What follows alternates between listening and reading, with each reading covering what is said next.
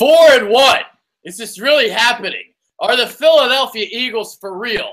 Are they actually legitimate Super Bowl contenders? I can't believe I just uttered those words out of my mouth. Philly 500 is here. I am Adrian Fedke. What's up, Philly? What's up, man? How you doing, everybody? How you now doing? Listen, I'm gonna admit something to everybody today. Now it's almost embarrassing to do it, but I am drinking the Kool-Aid for this team.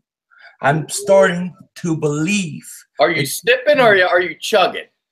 Chugging. I am chugging because of one man, number 11. He is what I thought he could be and so much more. And I believe in this team. I actually believe this team has a chance to do some great things this year.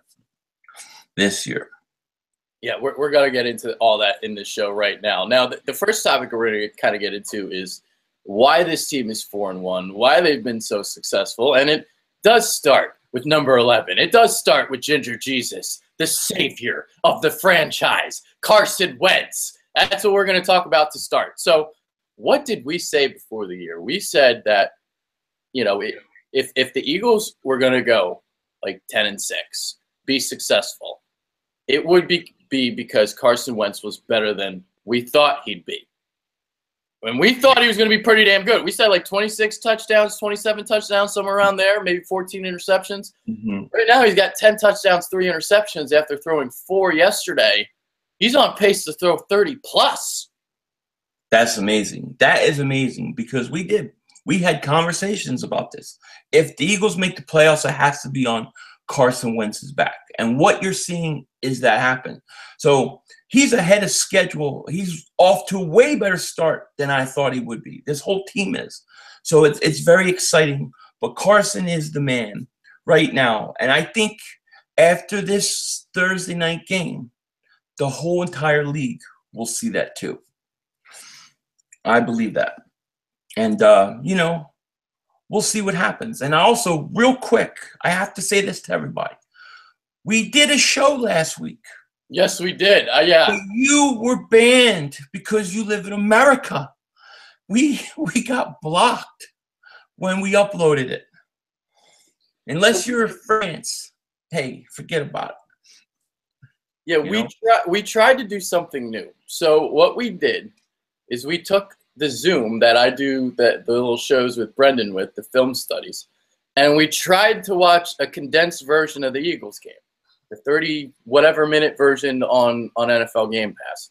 So we watched it, we reacted to it, we uploaded it, and it's only available out of the States. So there's like 80 views on it. The people in Germany, they love it.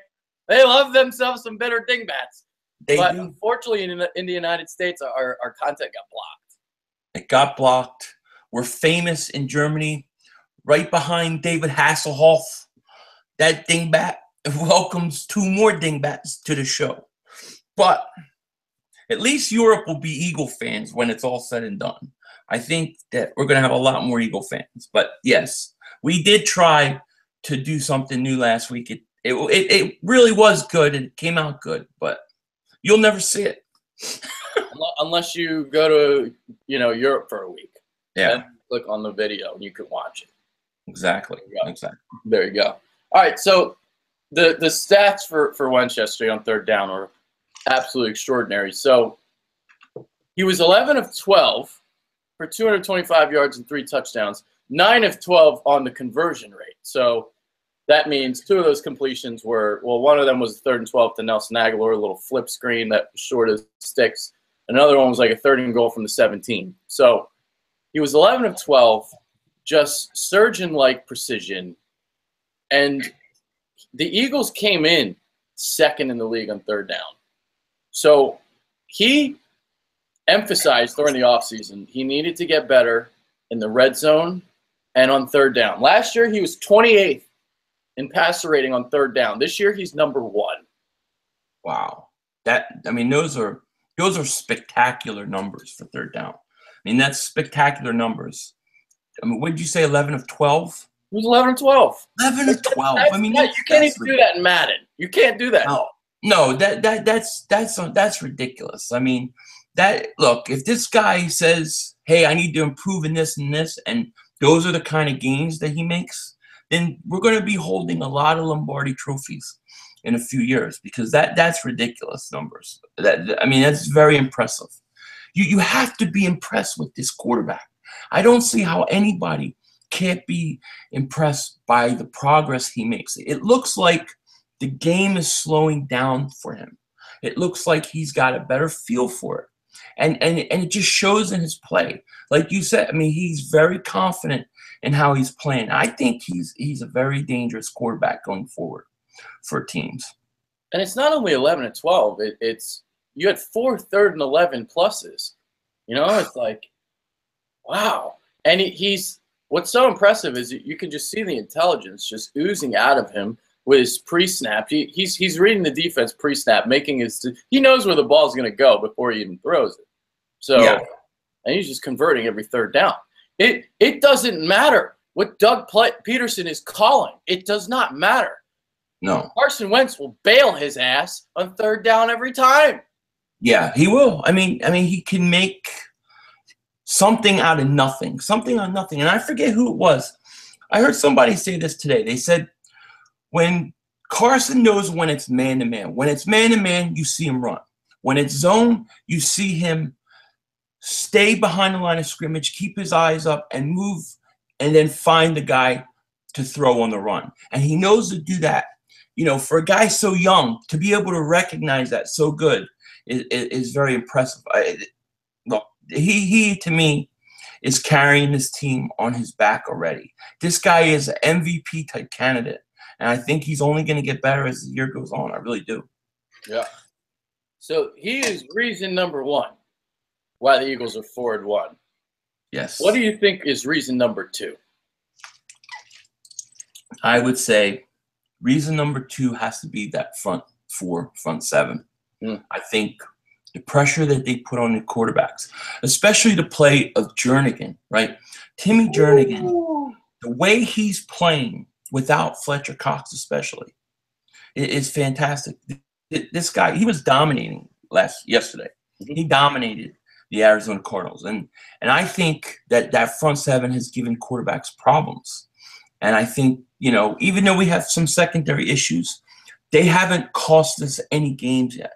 You know what I mean? They've made some mistakes. They came close against the Chargers, but they haven't cost us any games yet.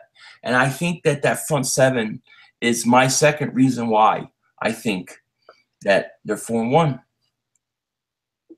I'm doing some quick calculations. 1, 2, 3, 4, 5, 6, 7, 8, 9. Okay. Now, my number 2 reason, I'm going to say cornerbacks, and I echo what you say, too, with the defensive line. Now, they have been more dominant than I thought, actually. I mean, they've been ridiculously dominant. So I guess you could say they've overachieved in a way. You know, I did have them ranked as the number 1 4-3 defensive line in the NFL coming into the season, but I also had them in like the same kind of tier as like some other teams. They are in the tier by themselves. That's the difference between the start of the season and right now. I think the cornerbacks have been really good considering what they were supposed to be. So Patrick Robinson has been the best cornerback on the team so far. As a nickel cornerback, he's been tremendous.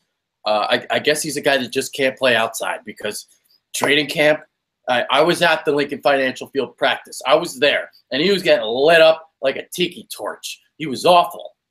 And then they move him to the slot, and all of a sudden he's finding the same success that he found in San Diego 2 years ago. And he's been tremendous. Jalen Mills, he competes. Yes. I don't know how to explain it. Like some people were mad at that the game he had against Beckham. There's only so much you can do against Odell Beckham. But then yesterday, he set the tone right from the opening kickoff on the opening series. You have a run stuff on first down, and then the next 2 plays, they're pass breakups. It's a 3-and-out for Arizona right from the jump. Eagles score on each of their first 3 possessions. So I think the cornerback play has been a lot better than I thought it would be, and this is without Ronald Darby in here right now. So I look at what the Cardinals did yesterday in the first half. So I was curious to see if Bruce Arians would be stubborn and go stick with his vertical passing game. He didn't. So in the first half, the Cardinals threw the ball 22 times, 13 quick passes, 9 of them deep passes. But a lot of these quick passes were broken up, or there was some pressure on the quarterback. That's how quickly they were getting to him. But some of these were drops, but some of these were pass breakups by Patrick Robinson and Jalen Mills. And, you know, we weren't necessarily seeing that the last 2 weeks in the fourth quarter. So the Eagles, they knew that the Cardinals were going to game plan with the quick passing game coming in, and they stepped up and they played well. I thought they played real well. And Patrick Robinson, I mean, what a pleasant surprise, because if you remember training camp, OTAs, training camp, everybody was saying how bad he looked. Yeah. How bad he looked. He should have had a couple interceptions yesterday. Yeah. You know what I mean? Mm-hmm. So, yeah, I mean, very impressive. And with Darby coming back, it's only going to be that much better. And what I like is that these guys are getting experience playing. They're playing, they're learning. And when you do one day have, you know, Jones, and you have Darby, and you have Rasul Douglas and Mills, these guys are all experienced. They can come in and play in a situation if somebody goes down. So I love the experience they're getting as a whole, as a unit. And look, I think they're only going to get better, especially when you get Darby back.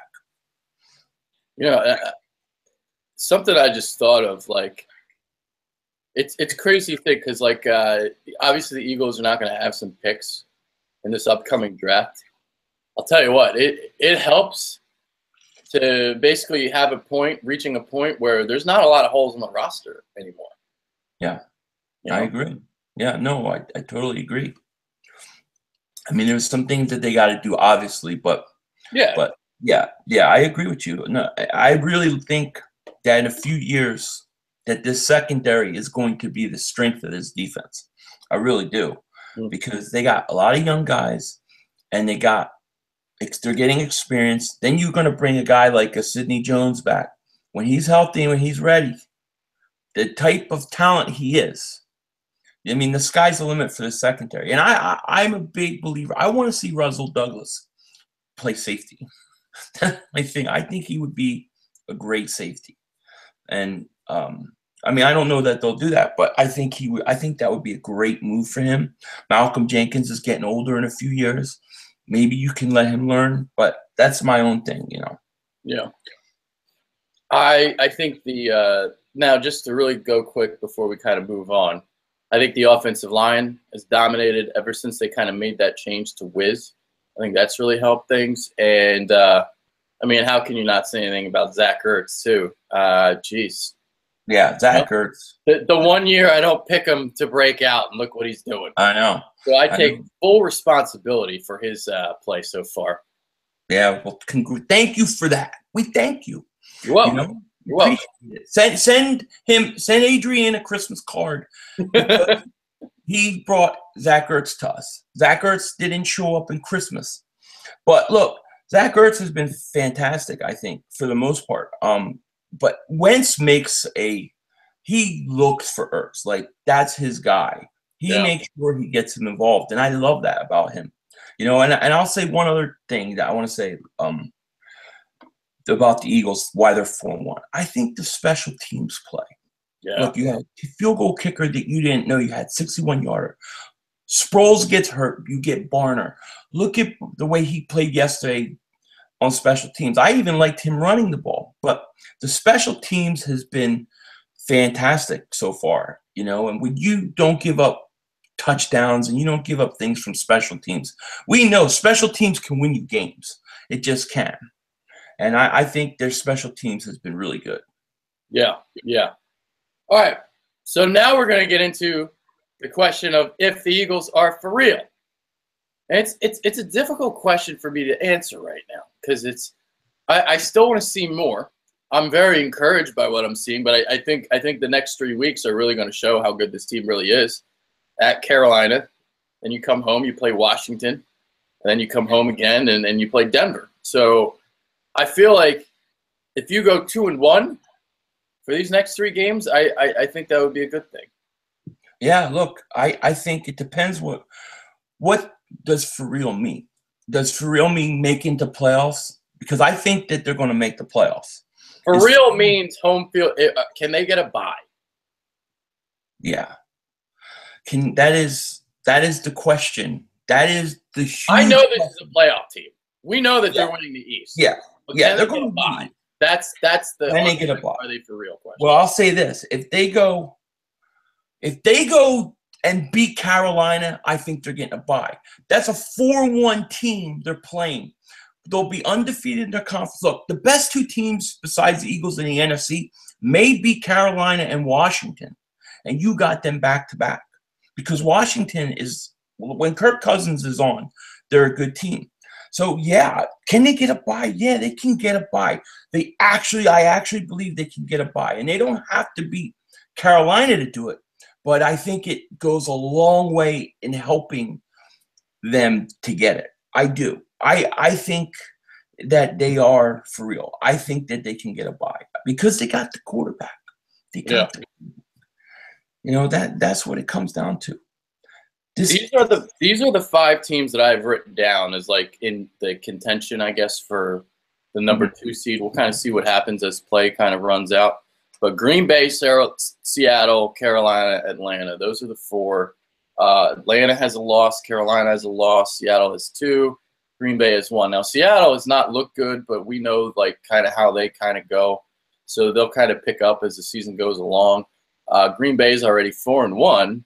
So, because like EDP and I were talking yesterday, it's like, it'd be nice to get a bye because it'd be nice to host a divisional game against the Seattle or Green Bay. Because we're not going out to Green Bay in the frozen tundra or Seattle and beating those teams in the playoffs. It's not happening. Yeah, no, you're absolutely right. Especially Seattle. Seattle's a really tough place. I mean, Green Bay's a tough place too, but that Seattle, I couldn't see the Eagles going to Seattle in the playoffs and beating them. You get a bye week, you host a playoff game.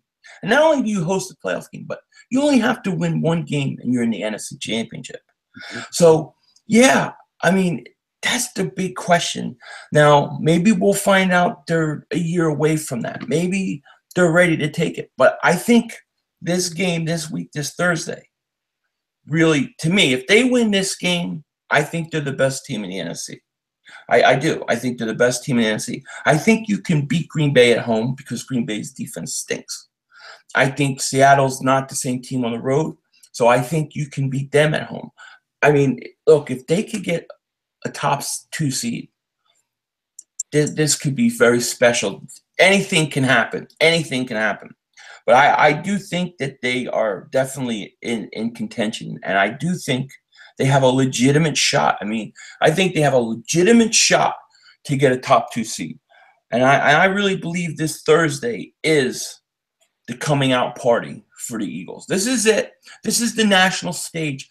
Everybody's going to be watching 2 4-1 teams on Thursday because most Thursday games stink with stinky teams. So everybody's going to be watching this. This reminds me of Randall Cunningham and his coming out party against the Giants.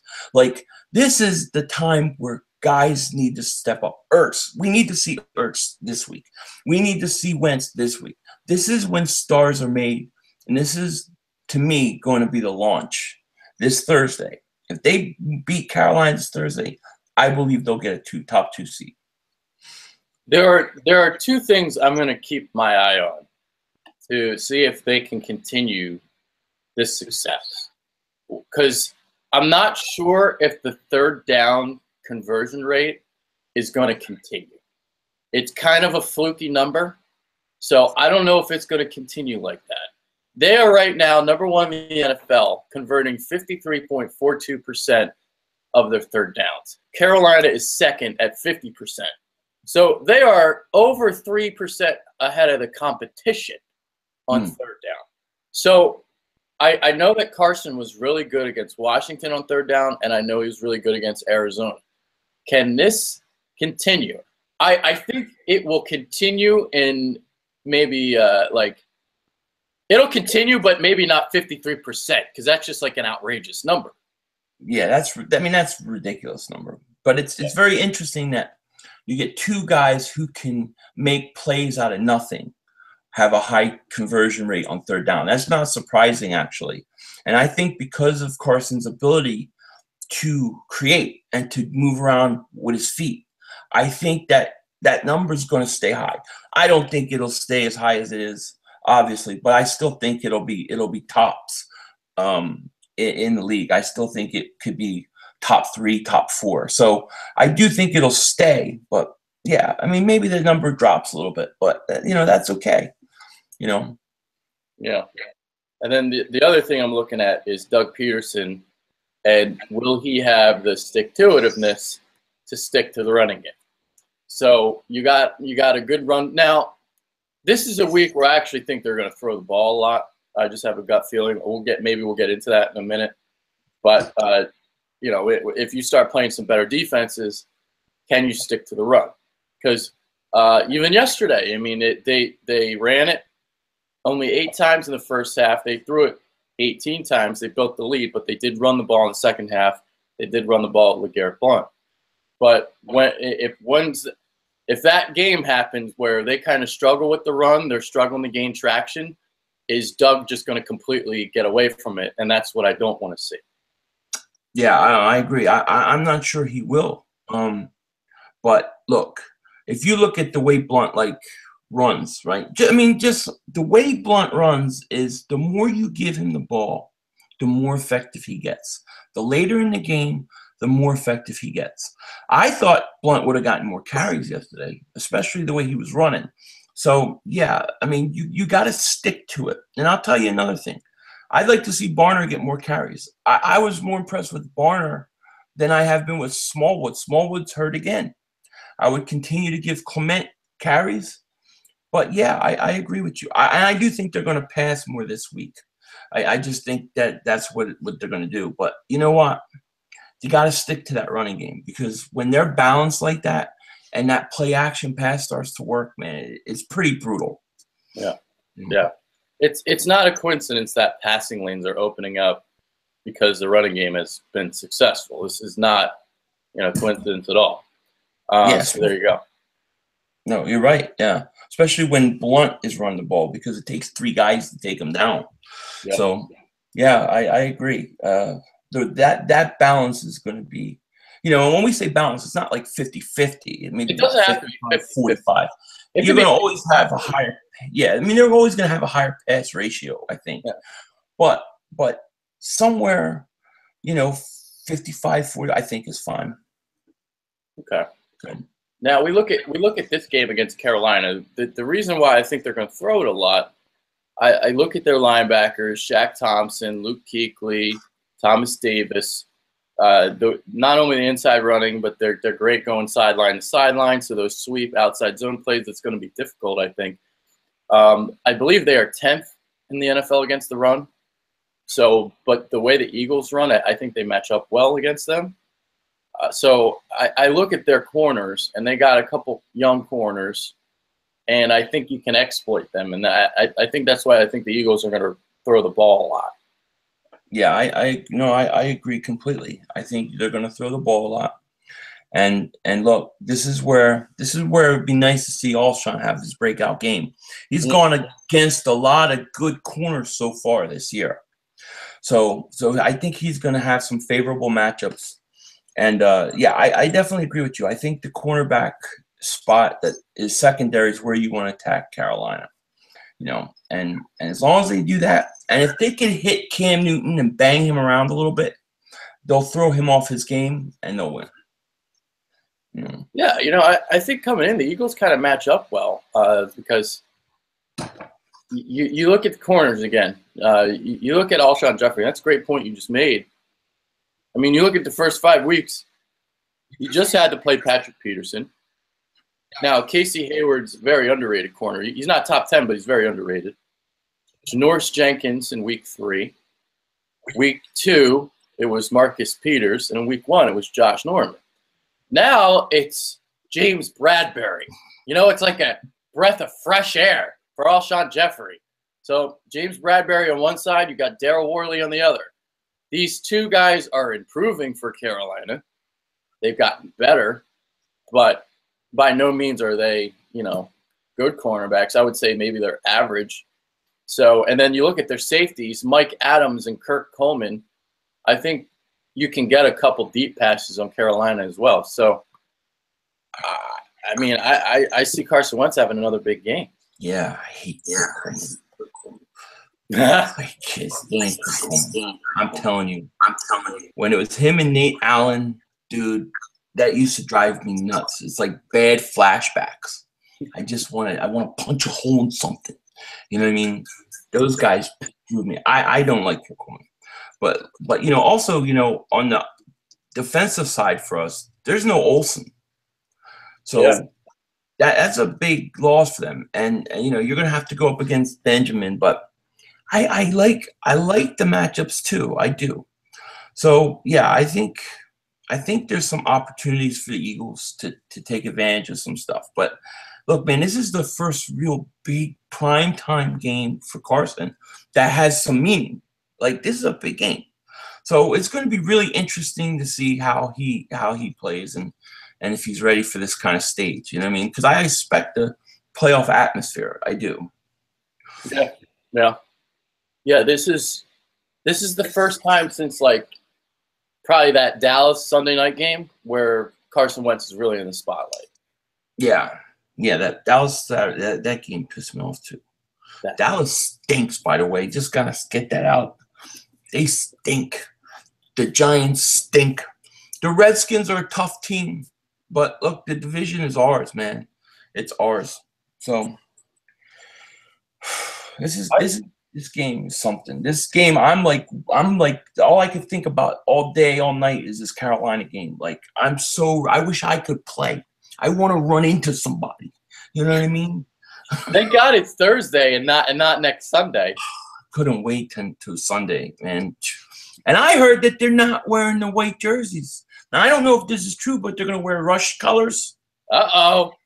Dude, if they're not wearing all white, we're going to win. Seriously. You know, this Green Bay Dallas game. So I you know, as you guys know, I kind of watch the games. I kind of do my hieroglyphic notes. Each team only possessed the ball 8 times in that game. And they scored. It was 35-31. So that just shows how bad both defenses are. No, they're a normal NFL game is like 10 to 12 possessions. This one had 8. 8 so possessions. Teams were just going right down the field on each other. Yeah. That Green Bay's defense is not impressive. Dallas' defense is horrendous. It's horrendous. And you know, watching Dallas lose in that fashion with the Dragon Slayer, right? Slaying the dragon again.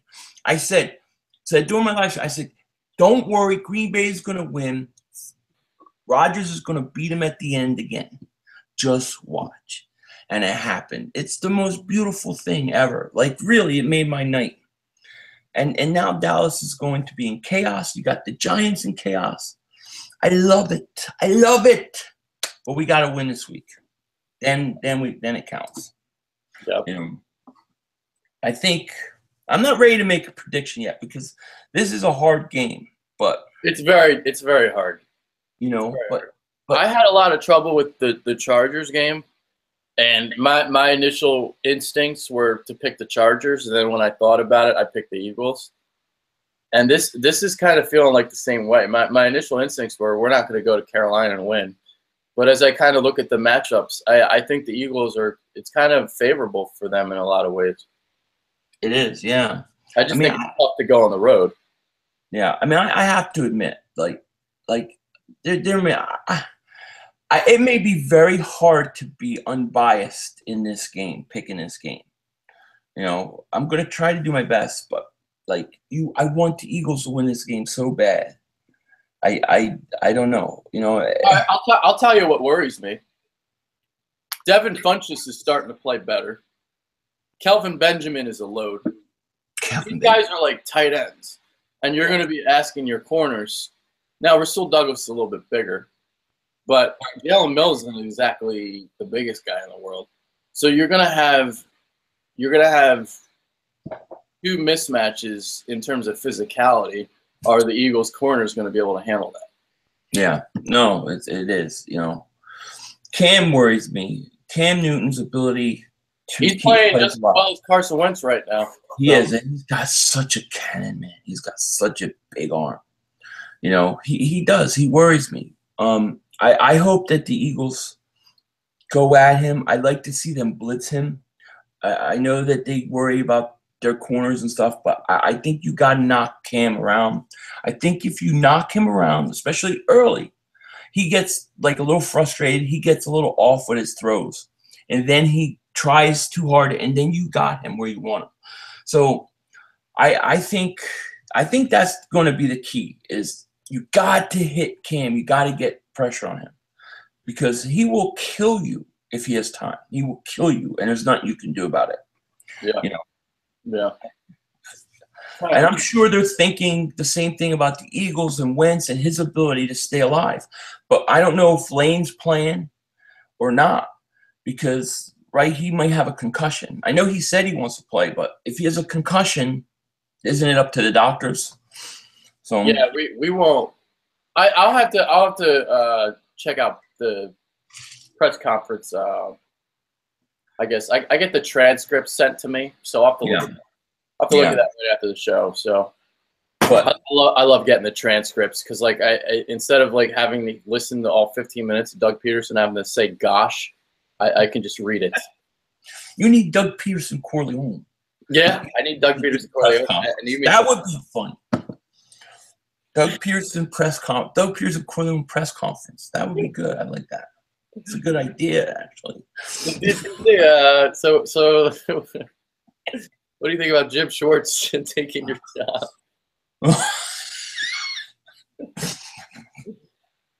What? What'd you say?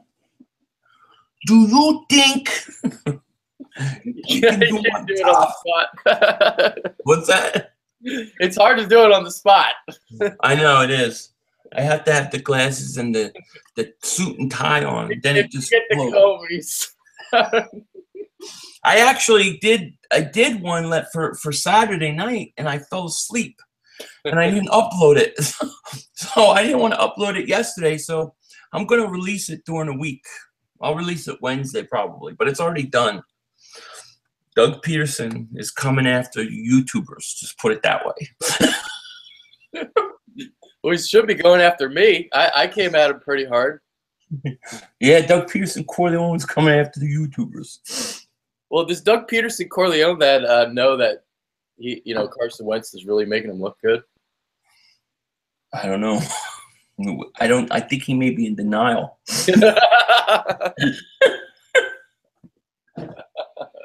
Because think about that. Like, think about all the third down conversions again. 4 of them, 11 plus. You had a 3rd and 8, like a 3rd and 6. It was ridiculous. Yeah, I mean, I think Doug Peterson did his best 2 jobs coaching the last 2 weeks. I really do.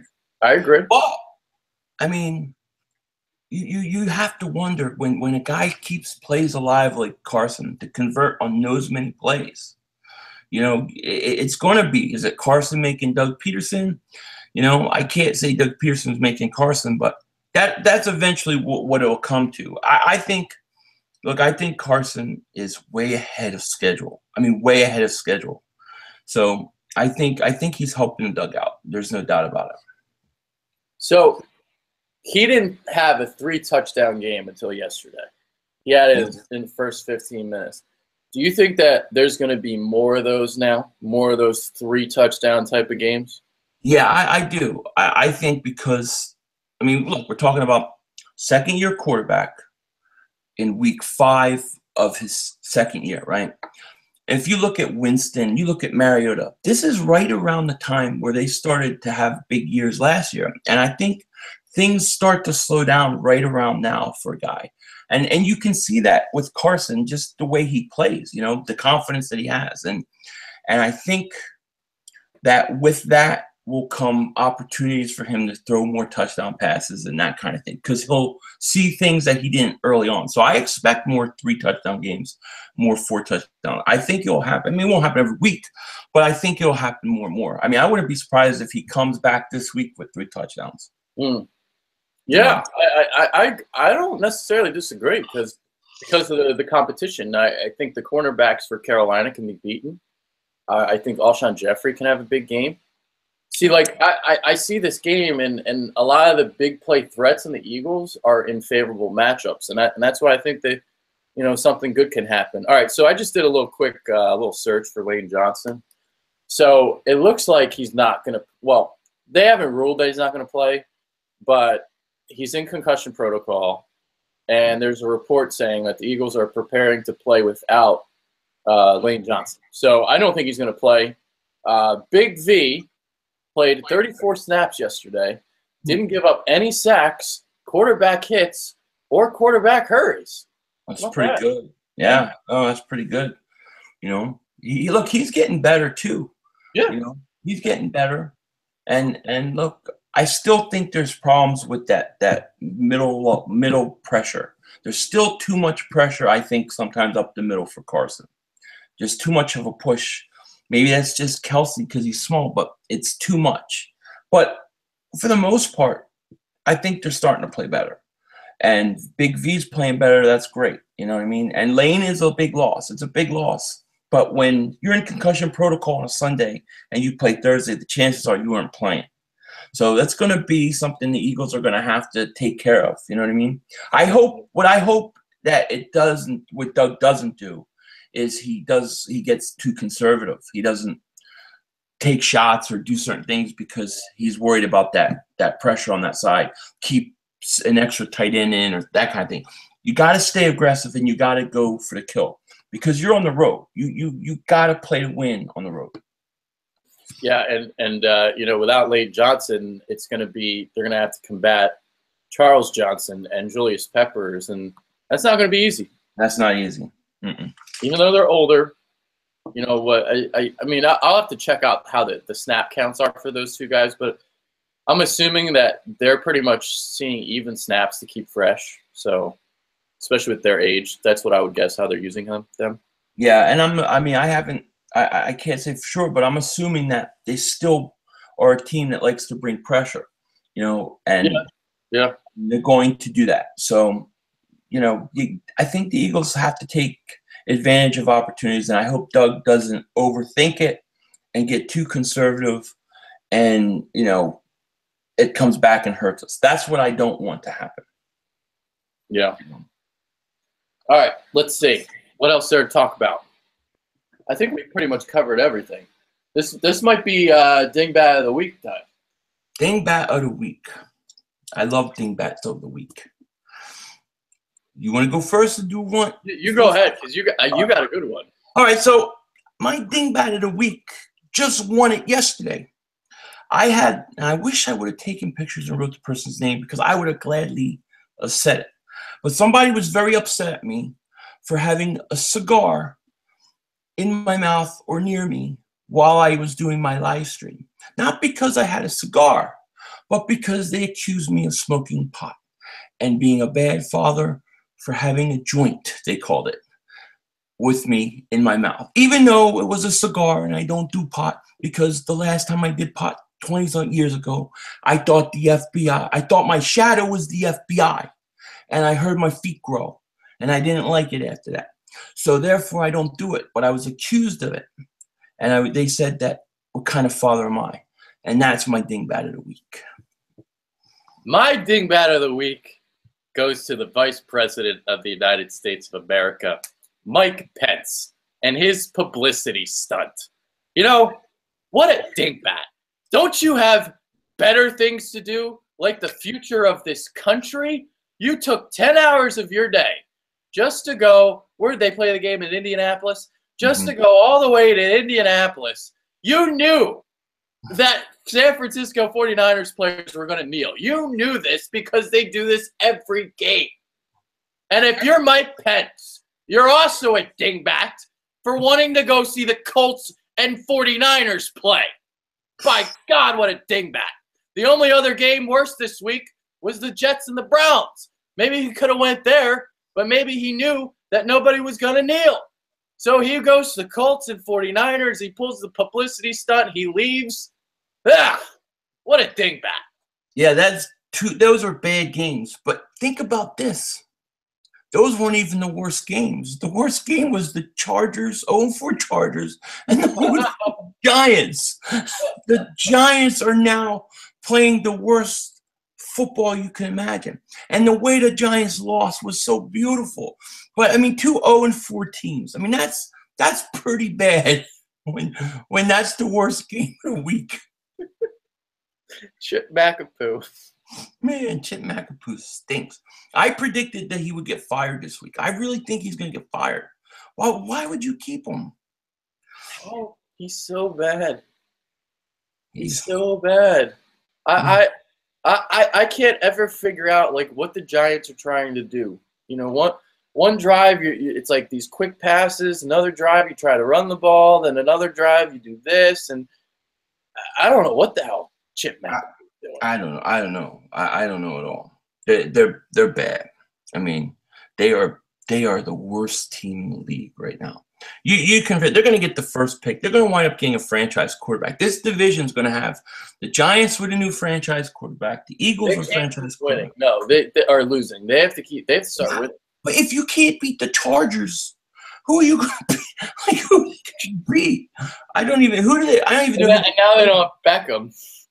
Yeah, now they don't have Beckham. They might not have Marshall. I don't know what's going on with that. Yeah, all of them got hurt. Yeah, I mean, they're atrocious. But you're looking at a possible team with a division with 3 franchise quarterbacks, right, that are all with not even 3 years in the league, and then Kirk Cousins if he stays. I mean, this division's going to be tough. This is what's going to happen. They're going to get a new coach. Eli Manning's going to go out of town. Like, he's going to leave, just like freaking Tony Romo. Yeah. Maybe Eli goes on and becomes a commentator. I don't know. But if they get, like, that top pick, and they would go quarterback for sure. Well, I would think you'd have to go quarterback, right? I mean, some people think they'll go Barkley, but what are you going to get? 1 year, then Eli's gone. You have to take the quarterback. If they're top 3, I think they'll go quarterback. If they're top 5, like if they're 4 or 5, I think they'll go Barkley. I agree. Yeah, I agree. But right now we're talking 0-5. 0-5. They got to win like 5 games. Yeah, they stink. I mean, I hope they start winning some games. I hope they get hot. I know. They need to start getting hot. It ain't gonna happen. Geez. I'm trying to think of another dingbat. I really got nothing though. I thought what, like, that was definitely pre-planned before he went to that game. Yeah, I mean, I don't know what the NFL was like. I wasn't sure. I mean, you have to assume San Francisco was going to kneel. So I mean, I don't know. I don't know enough. That's Colin Kaepernick's team. Eric Reed always kneels. Like, that's what they do. See, I mean, look, I don't know. I have no idea. Dingbat. Yeah. All right. That about wraps it up. That's it for this week. That's awesome. That's it. Unfortunately, you know, I wish our show from last week would work, because, like, we'd be doing a lot more of that. I love that idea. I love that concept of, you know, we basically watched the game and commented over the top of it. It was awesome. I thought it came out really good. It was fun. Yeah. And yeah, it's a shame it got blocked like that, you know. If we can figure out a workaround, or if anybody knows of a workaround, let us know. But we were blocked unless you were in, like, Europe. We got blocked worse than LeGarrette Blount. I don't know if you guys know about this story, but LeGarrette Blount was sliding into some girl's DMs. Really? Yeah. and this guy, like, called him out on it. I think that's what the story was. Oh my God, that's weird. You know what's another weird story? Not to change the subject, but Nelson Aguilar gets drug tested right after the game. Did you hear about this? No. Apparently, he got drug tested as soon as the game was over. I don't know if they just wonder why this stinky guy finally made a play. He must be on drugs. I don't know. But he got drug tested. I don't know if they think he's doing something or what. Kind of weird. Kind of weird story. They think he's getting some PEDs from Lane Johnson. I think that's what it might be. You know, we just found the guy. You know, 1 week. We just found the guy. We just found him. They're gonna suspend him. You know, I watched that touchdown, and I literally thought to myself, you know, like I first loved it, and then like 10 seconds later, I'm like, there goes Philly 500's Nelson Aguilar missing videos. Yeah, at least for a few weeks. No part 3, and I'm very excited about the potential start of part 3. So I hope it can be used. In one way, I hope it can be used, and in another way, I don't. I may have to incorporate somehow into something else. I don't know yet, but that was funny. Yeah, we found Nelson Aguilar 1 week, and now they did drug testing him. They're gonna test you next. They think you're smoking pot. Yeah, exactly. But the one thing about Aguilar, he's gotta do it more than 1 week. You know what I mean? Like a lot of people are like, see, Aguilar's found, he's not a bust anymore. You got to do it more than a week. You have to put things back to back to back to back. Yeah. If he comes out and has a huge game against Carolina, that would go a long way for me. You know what I mean? Yeah. Yeah. Because I tell you what, when he dropped that ball, I said, oh my gosh, here we go.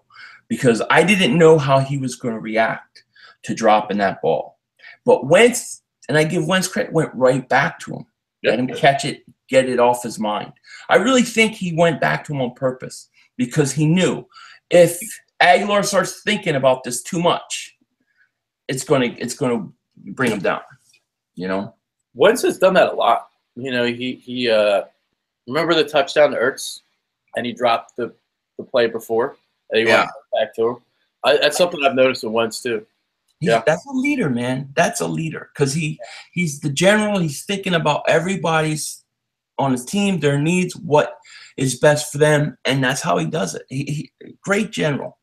I love it. Love the guy, man. Love that kid. I love him. All right. That about wraps it up, though. We're going to end it now. So that's for the 500. I am Adrian Fedke. Hopefully you guys enjoyed this latest edition of the Bitter Dingbats. Maybe we'll try and do something new next week. We'll see. I don't know. Yeah, we'll figure it out. Well, you are going to start doing recaps with me. Yeah, I'll do some live recaps with you. Yeah, so because my man, the co-pilot. Like basically the story is this. So James has season tickets, so he basically does the previews with me. Sometimes he'll do a recap with me if it's an away game. So I don't know if he'll do the recap with me on Thursday or not. But you know, Mike Owens is getting married. Jeremy Burton is getting married. Like, we're kind of older here at the Bitter Birds. You know, I'm 30. You know, some guys are a little older. So I'm still single. Hello, ladies. We can fix that. I can fix that. We fix that. I don't need anyone to fix. I have like, no, I'm good. I'm just kidding. I know. Just kidding. I know. I can't. My problem is I can't pick one. I'm You're picky, huh? I'm a picky one. Mm. But a bunch of people. So anyway, the point is you're gonna do recaps with me, and it's gonna be awesome. So now it's not just the Bitter Dingbats. We're gonna have you on the recap shows. Yeah, I look forward to it. I think it'll be a lot of fun. You know. I think it'll be good. I think, you know, what you do is good, and I appreciate you letting me join you for it. So it'll be a lot of fun. Absolutely. So, you know, I mean, dude, this just got taken up a notch. You know, like even when Mike comes back, because like I love the way Mike and I think very like, and like I feel like you think like us. So right. I think that's what makes the recap so good. Yeah, no, it'll be great. I'm so excited about it. It's going to be fun. Yeah. I like, you know, recaps not really my thing. I have a problem staying on topic. So I'm better with like doing a live stream with just questions and answers, just keeping it that. And, you know, recap is you know, I'm better off with somebody like you who can keep me structured and and on the same topic because I just go everywhere. Yeah. So you'll do your little you'll do a little Q&A, and then you'll come on and do a recap, and that's what we'll do. So yeah, that's what it's going to be. Yeah. All right. Well, that being said, that's Philly 500. I'm Adrian Fecke. This is about the 5th time I was going to end this show, and I haven't. But we are going to end it now. So we're out. Peace. Take care. Bye.